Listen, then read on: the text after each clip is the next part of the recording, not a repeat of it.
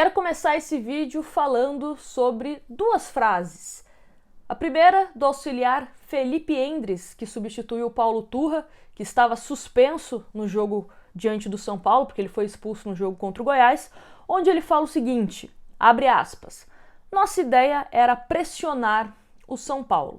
Foi o que disse o auxiliar do Santos, a forma como ele abriu a entrevista coletiva após o vexame de 4-1 no estádio do Morumbi. Só pra gente trazer alguns números. O Santos deu 8 chutes no total, sendo 3 no gol, contra 24 chutes no total do São Paulo, 7 ao gol. Um Santos que teve menos posse de bola, menos passes trocados, um Santos que teve uma postura covarde em campo. Um Santos que não fez nada bom defensivamente e nem ofensivamente. Ou seja, a estratégia, como ele mesmo disse, né, logo após na entrevista coletiva, deu errado, deu muito errado. E partindo para outra citação, outra frase que eu quero destacar aqui no começo do vídeo, é de Paulo Roberto Falcão, que falou com a imprensa ali na zona mista, e ele falou sobre risco de rebaixamento? Não. Para Falcão, assim como o presidente Andrés Rueda, o Santos pensa em Libertadores. Exatamente.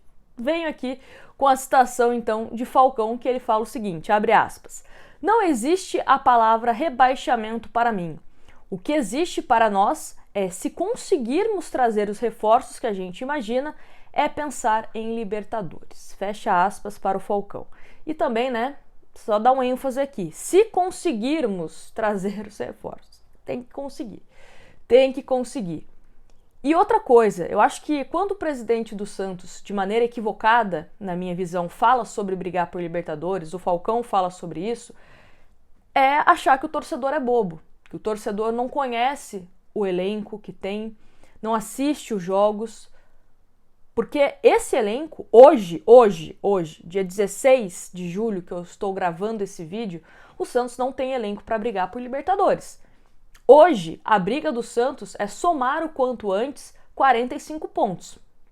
Se o Santos fizer uma janela muito boa, contratando reforços de peso, quantidade, qualidade, aí a gente pode até falar sobre Libertadores. E ver também, obviamente, como que vai ser o encaixe, né, desse time em campo com esses reforços que a gente torce para que eles venham. Mas falar isso é brincar com o torcedor, principalmente depois de uma goleada por 4-1, onde não sei vocês, mas eu tive a sensação de que o São Paulo não jogou o seu máximo.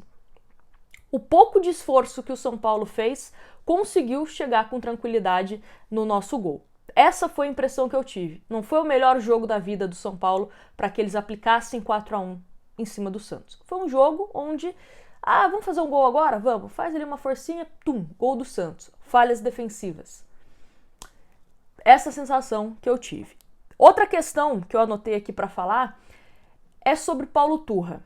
Ele veio ao Santos, e a gente até comenta sobre isso no vídeo que a gente fala sobre ele, né, pegando referências de torcedores, de setoristas do Atlético Paranaense, era que ele era um treinador que priorizava a questão defensiva. Só que no Santos, esse recorte de Cuiabá, Goiás e São Paulo, o Santos tomou 3 gols contra o Cuiabá, 3 gols contra o Goiás, 4 gols contra o São Paulo. Em 3 jogos, o Santos fez 4 no Goiás e marcou 1 diante do São Paulo. 5 gols. Preocupante os números. Preocupante. Né? E hoje marcou contra o São Paulo porque o Santos teve um pênalti que, obviamente, né, foi pênalti, mas né, foi um gol de pênalti, não foi nenhuma jogada criada pelo ataque, pelo meio-campo do Santos. Outra questão que a gente já cansou de falar, mas não tem como eu passar aqui, passar batido, é um Santos que não tem meio-campo, é um Santos que não pressiona, é um Santos que não tem organização, não consegue trocar passes, é um desespero quando algum jogador do Santos pega a bola, a gente já sabe que ou ele vai ser desarmado, ou ele vai passar errado, ou não vai acontecer nada. A gente tem essa sensação, e é horrível ter essa sensação. É um Santos que parece que quer se livrar da bola a todo momento. Tivemos hoje 21 cruzamentos do Santos. 21 cruzamentos. A maioria errados. O senhor João Lucas, que acertou um cruzamento no jogo contra o Goiás, né, gol do Santos, pegava a bola, cruzava, ou ia na mão do goleiro do São Paulo, ou não tinha ninguém do Santos e ficava para os zagueiros do São Paulo. Quer se livrar da bola. É um Santos que parece que não tem, sabe, consciência do que está fazendo. Quando o São Paulo chegou no ataque, eram jogadas de consciência. Os jogadores do São Paulo sabiam o que estavam fazendo. Os do Santos não. Não sabiam. E demonstra essa dificuldade. É uma falta de organização do time, que é culpa também do treinador. Uma falta de consciência do que está acontecendo no jogo, que também é culpa dos jogadores. Complicado, né? Complicado. Aí tem um outro tópico aqui que eu coloquei, que é sobre as substituições. A gente reclamava do Odair Hellmann e reclamava também do Paulo Turra no último jogo e hoje do auxiliar dele, o Felipe. Que eu confesso para vocês que eu não entendi. Eu tava comentando o jogo lá no canal do Diário do Peixe, né, com a narração do Caio Russilo. E aí, a gente tava palpitando ali, quem será que entra pro segundo tempo? Eu falei, olha, eu gostaria que entrasse o David e eu acho que vai entrar o Camacho, né? Não falei que eu queria que entrasse o Camacho, mas eu achava que entraria o Camacho porque o Sandri já estava amarelado, já estava meio que marcado pela arbitragem. Então eu achava que era uma substituição meio óbvia, a saída do Sandri para a entrada do Camacho. Ok, acertei, Camacho entrou. Aí o Camacho sozinho se machuca, vai ser substituído. Na cabeça de todo mundo, ou da maioria das pessoas, vem o Balieiro? Não veio o Balieiro, veio o Kevson. Quem que vai jogar no meio então? Quem vai jogar no meio vai ser o Dodô. Dodô vai jogar no meio do Santos, o Kevson vai jogar ali na lateral. Tá. Aí depois, sabe lá por quê? O Messias saiu. Pensei, tem 2 zagueiros no banco, o Luiz Felipe e o Alex. Ele coloca o Balieiro pra jogar de zagueiro. Juro pra vocês, não entendo. Não entendo.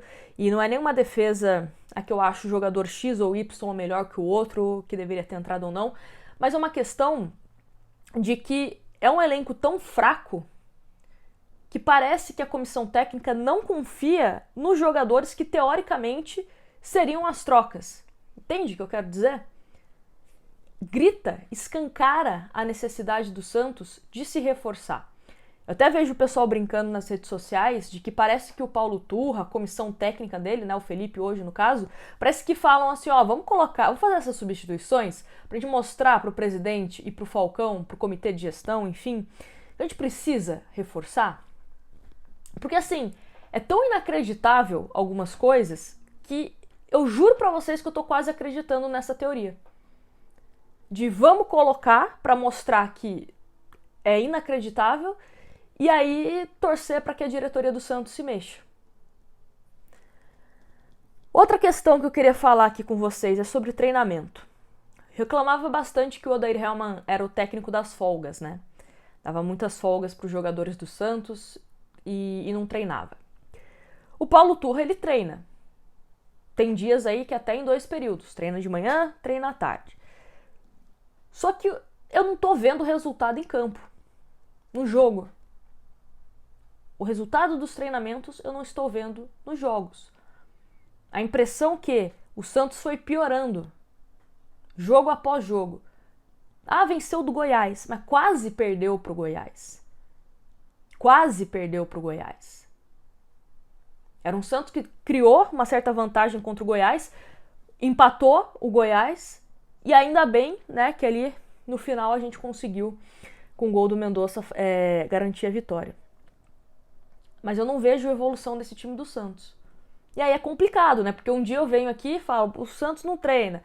Aí outro dia, o Santos treina, mas também, não, sabe? É difícil. E eu sei também que não é só culpa da comissão técnica. Eu sempre falo, a culpa tem que ser dividida. Comissão técnica, os jogadores que são fracos e principalmente os maiores culpados, a diretoria do Santos. Porque quem contrata é a diretoria. É o presidente Andrés Rueda que oferece contratos longos para jogadores que não merecem contratos longos, que contrata, que renova. Não é minha culpa, não é sua culpa, não é culpa.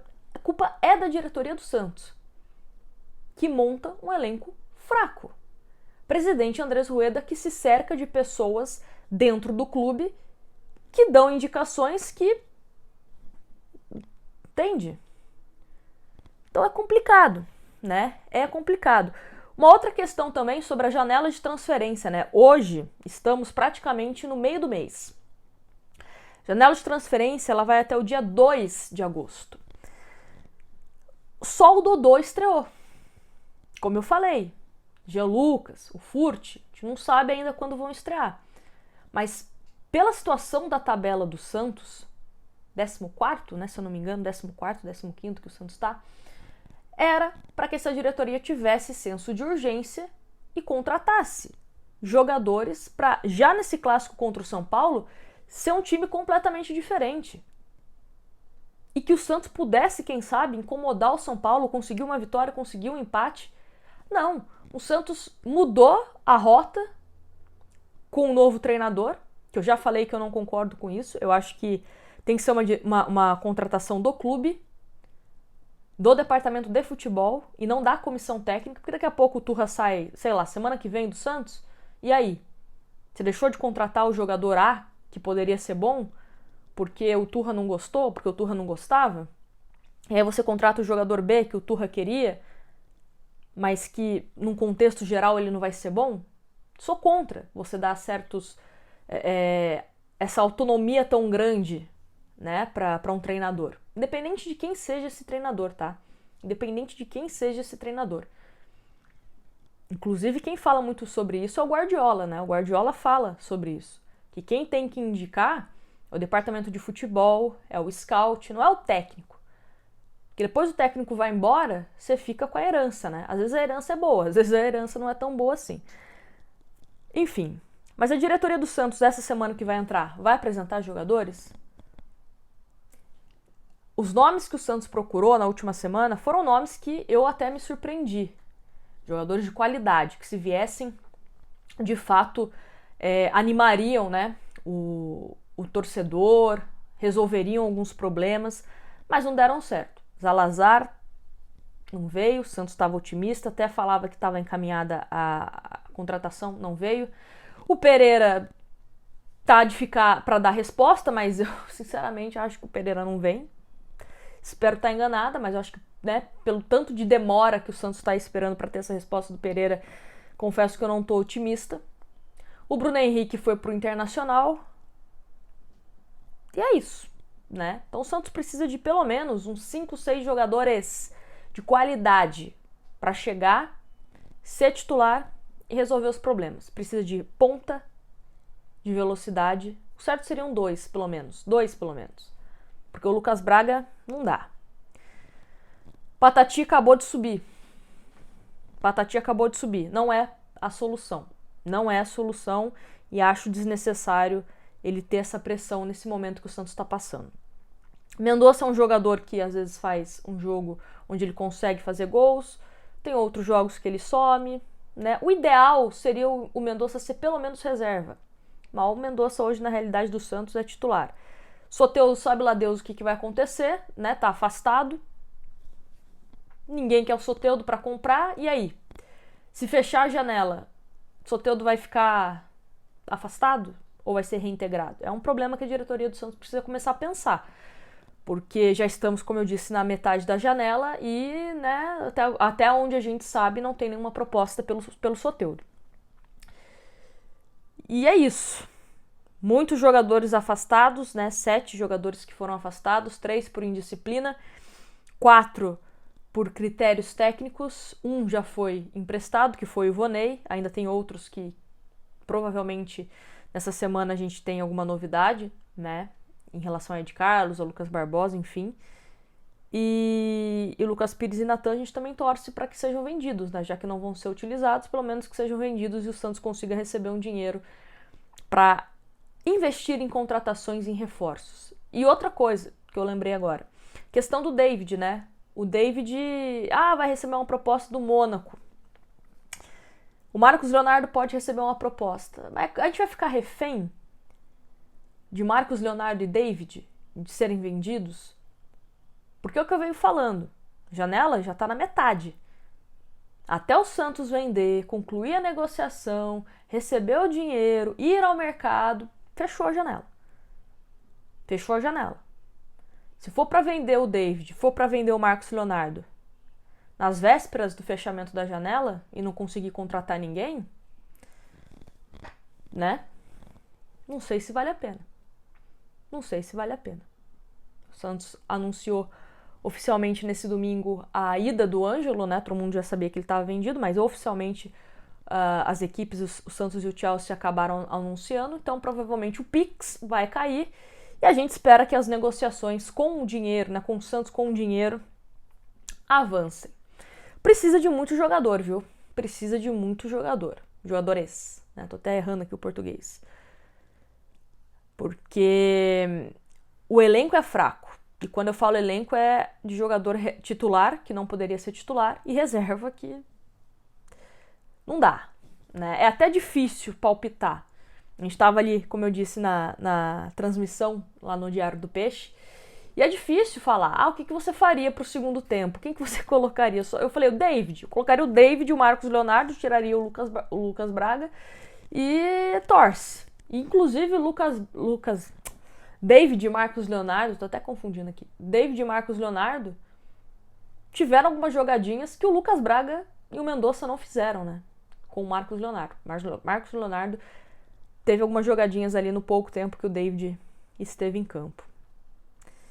É isso, gente, é isso. Quero ficar animada nessa semana que vai entrar. Tudo vai depender de quem? Da diretoria do Santos. Apresentar reforços.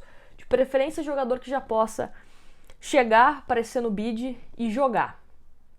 Porque a gente precisa. É isso. Grande abraço pra vocês. Até caiu aqui a câmera. Grande abraço pra vocês. Se vê no próximo vídeo. Espero que um vídeo mais animado falando de coisas boas. Fui!